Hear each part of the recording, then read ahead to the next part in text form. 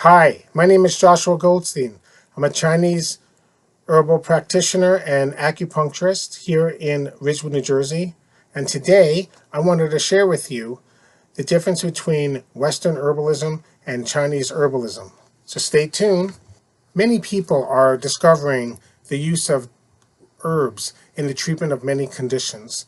And as the free flow of information becomes easier and easier, many people don't realize that there are fundamental differences between Western herbalism and Chinese herbalism. And I think by understanding that, you can get a better understanding of what you're looking at when you review these different products. Now, I'm not giving anyone any advice here. Please go see your healthcare practitioner or seek qualified help.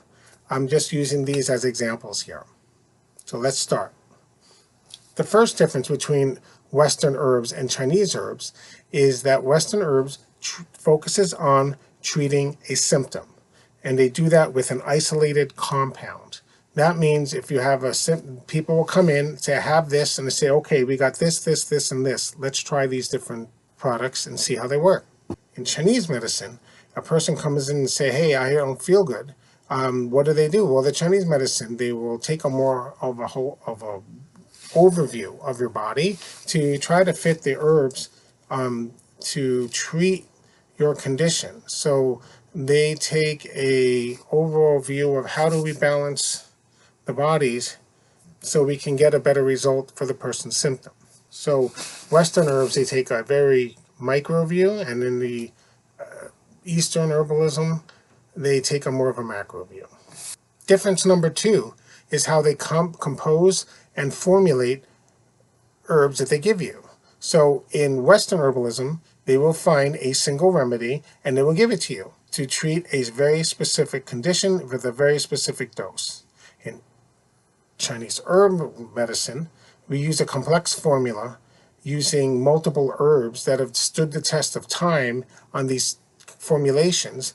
And the reason why they did that is they would find herbs that would mutually enhance and counteract any problems in the herbal formula, so it would become a very synergistic combination. Then they would dose it according to the person's body weight. So, for example, let's say you have a headache and you come in and you see a Western herbalist. He says, you know what, I want you to try this herb called butterbur.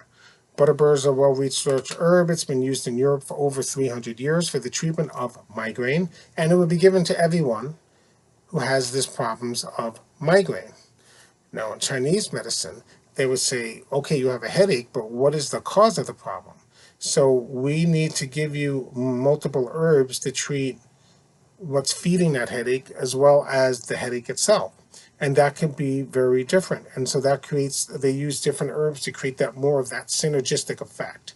So it's not just a single remedy. And so in Chinese medicine, for example, if you had a headache, there's a famous combination called Xiao Yao San, or Bluperum Angelica combination.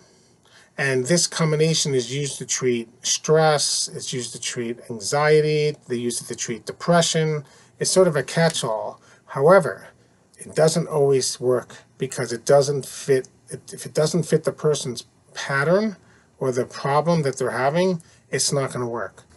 Third difference is how they diagnose and customize the formula. So in Western medicine, they'll use the symptom, and based on that, they'll give you a very standard treatment. So everyone would get this butterbur. In Chinese medicine, they were like, wait a minute, this person is very inflammatory. We need to add herbs that will treat this person's inflammation to get their headaches down.